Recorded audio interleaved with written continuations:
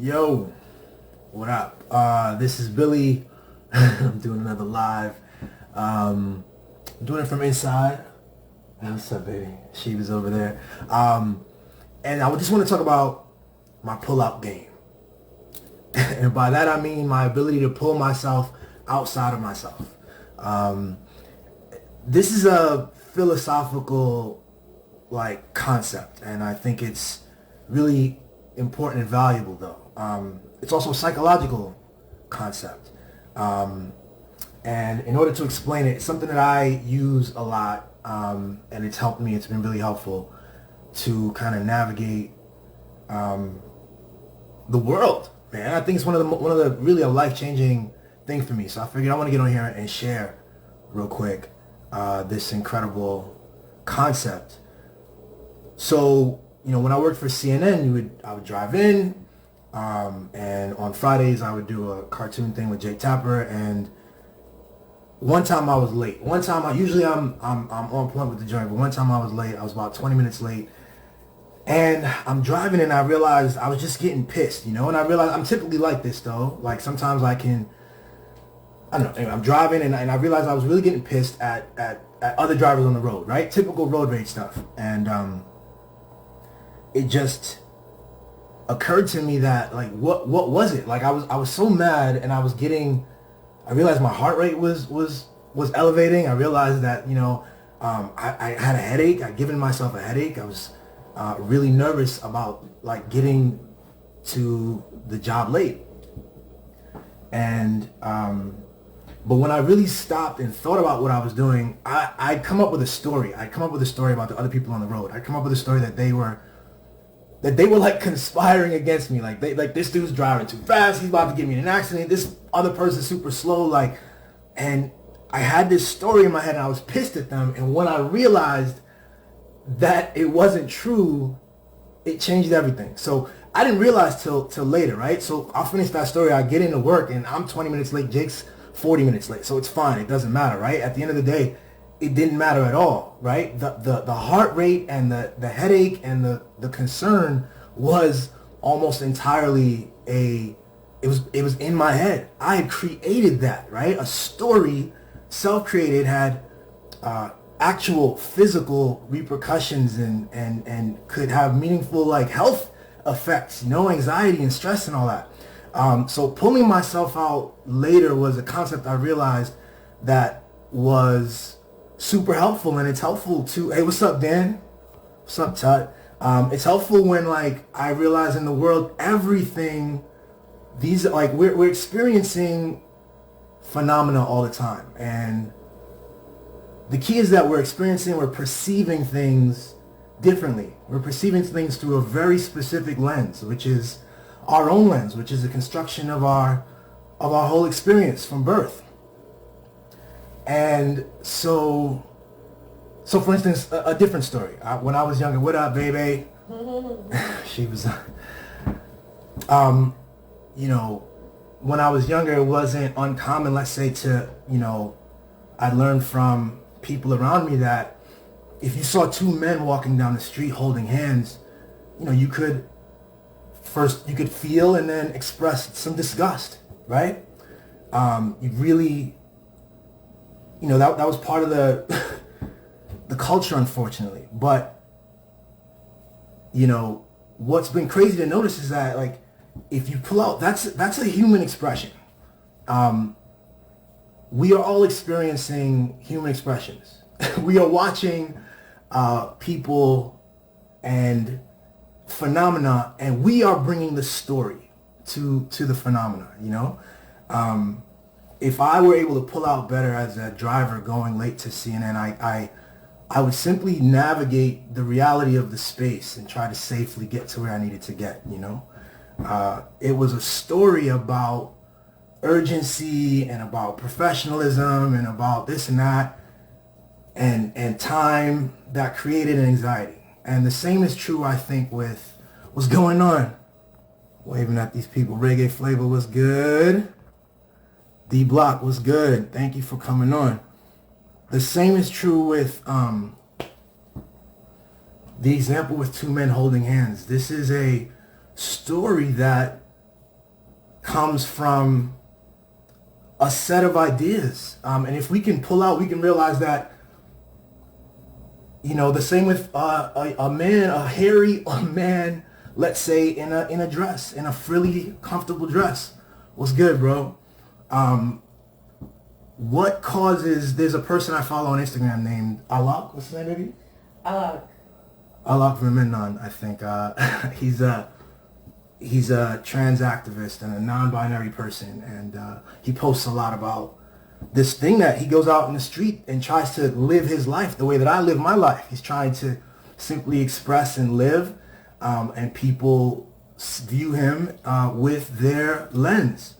And it's just, I think, a failure of the human conversation that we haven't yet, far from mastered this. We haven't really broached well the phenomena of this communication gap, of this experiential gap. I think it's been broached and discussed really well on certain levels, in philosophy rooms and things like this. But as a general conversation, we're observing now, I think, the breakdown of these different stories that we have. And it's helpful if we want to exist with each other well. I think we'll need to become skilled at removing our stories, being able to observe things at its rawest and purest form, which is a human expression, which we all seek to, which is part of the human condition. And and from that, we can experience things without the story, without the anxieties, without the judgment, without the guilt, without the fear. I think that's something interesting. So really, I have a poem I did on my baby says it's a learned response to express open disgust or ridicule when we see a man in a dress. Yeah, exactly. Exactly. It's learned and it's a story. And it's a performance quite often when it's an outward expression. So let's see, I have another story here. Oh, I did a story on my website, billybutton.com. There's a story where I talk about, opening the diary. What time is it? How much time do I have on this thing? I didn't do the timer thing. It's all good though. I opened my girlfriend's diary, and in the diary, I see she had a story about this classmate of hers, this dude, and she was fantasizing. She was thinking about his shoulders, and that's all it was. And I was so pissed, and I took her diary. I wasn't supposed to be in her diary. I took her diary, and I went up to her and I confronted her about it, and she had to she had to reply like, "Yo, I'm sorry that my words hurt your feelings, but." She says, am I entitled to my personal thoughts and feelings, And the answer is right. The answer is yes. The answer is obviously, anything but a yes on that is a story. Like, I realized it took me a while after to realize that I had a story about like what, my relationships needed to protecting ego. I had a story about like she should be waking up every day concerned only with my penis, no one else's. And it's like, that's a story that's not true. I could have fantasies about other women, like, so to understand her in her fullness, the truth about her condition, which is the same as my condition, it has to break down the story. There should be a dissonance there. It can't be my ego prevalent, and at the same time understand her in her full true nature as a human with the same condition that I have. What's good? Jay, what's good? Schmarshin. My foodie self. Thank you for coming on. I don't know how many minutes I've been on here. I'm trying to keep these under 10, and I think I might have already exceeded that, but I'm going to just keep going real quick. It's probably been like 5 minutes. What'd you say? Probably been like 5 minutes. 5 minutes? Okay. All right. I think it's just key to notice almost everything that we feel and know, the foundations of our thoughts, our language, they're all predicated on huge cultural forces, What's good, yo? they're all predicated on these cultural forces. So you're not experiencing, like, your ideas are most often not completely original. They're a product of prior experiences and ideas, and that's okay.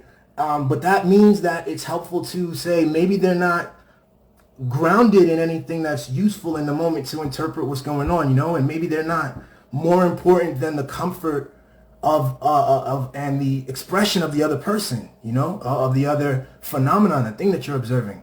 And so how can I decenter that? How can I decenter my story? Because as powerful as it may feel, there's no proof that it's the story, that it's correct. It's so there's that. So it's like, until you can do that, it's like, I don't know, either decenter or shut the fuck up. Like, that's how I approach it. Mert, what up, man? Let's see.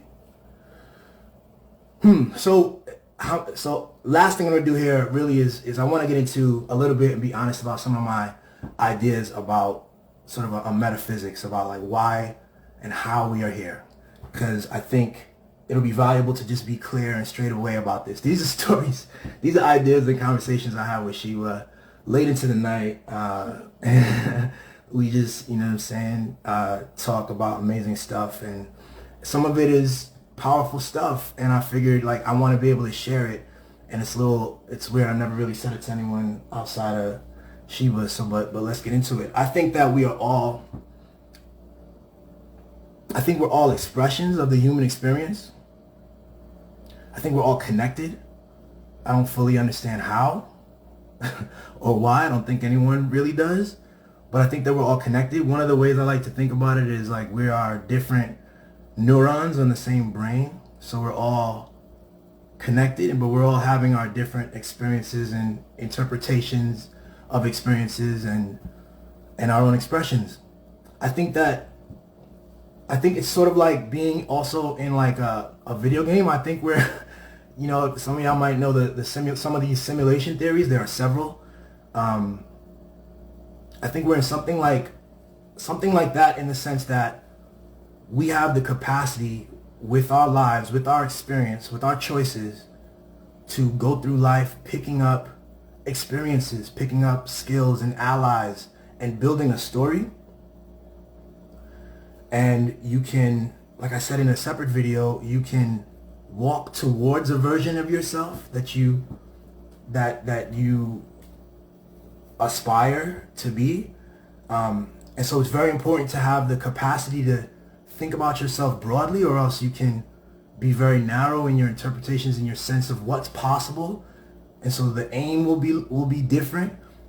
I'm not even putting a value in that, saying higher or lower. It'll be different. And so it's helpful to have broad sense of what is possible, to be creative in that way. I think the goal is to the goal is to have maximal expression of the freedom, the personal freedom. However interesting and weird, whatever it is, to be able to do that. I think that a person who has that true freedom is really healthy. I think that's a form of health that we don't talk about very often, and maybe we should. And so, but it's interesting, it's hard, because we share this finite planet with finite resources and finite space. What's going on, Brian? And it's like, in the last live I did, or not the last, one of the previous ones, we talked about, like, an orchestra and people coming in with their instrument, and you want to respect everybody's instrument. I said, that's true, but what about, what if your instrument is a ukulele, right? Some orchestras won't have you. But it's even more complicated than that, because what if your instrument is something you created at home in your kitchen? What if it's like a fucking kazoo strapped to a saxophone, like what's his name, Hustle Man on Martin, and you love that sound, so this is a challenge, because you might love that sound and no one else loves the sound, It's like there is an exchange, there is a conversation that has to happen between all of us in order to appreciate each other's sound, and to give space for each other's sound, and to be honest about our own sound, and to commit to the work of like having your sound evolve, you know, through the conversation. You see how it all works out in an interesting kind of like dance to, you know, but it's difficult. It's a difficult thing. And I wonder if this was an interesting, like if we were like in an ideal case, how it would turn out, you know, because I feel like if I continue the metaphor of this video game, take it like Grand Theft Auto, like I feel like there are certain industries and certain spaces that are like side missions to this, you know what I mean? That have captured our attention. What's going on? What's going on, Jay? Charles, what's the deal? And they've captured our attention, and they've captured our fascination, and they've given us certain trinkets and things that have, you know, taken us away from the core mission, which is the human, which is your own expression, which is understanding yourself and having the ability to express with full clarity and freedom. I've been working on this for so long, and I think one of the things as a goal is an interesting way to be comfortable. Like, you know, sometimes the anxiety comes from thinking about the future, and you have, you know, traumas from the past. But if you're like present, and if you're fully present, you can, to me, that means like not judging your actions. You've done the work. You know who you are. You are just acting, and you don't have to judge it. You don't have to be anxious about it. You can just act, and you can be free. And I don't know if anyone knows what that feels like. I certainly don't. But I think it's an interesting goal, and I think it's an interesting way to think about it. And the longer my presence is a present. That's right. What's good? Larry, thanks for jumping on. Your presence is a present, my dude. So if each of us develop that capacity to understand ourselves and to express it and to set our boundaries, to figure out that space for ourselves, then we extend the same space for others, and we connect, and we agree to things, and we disagree to things, and we have a society that's founded on this, where we connect and collaborate in order to continue each other's missions. As it also gives a lot of like purpose, I think, in life. I feel every morning like full of purpose because of this concept, this way of thinking about it, you know?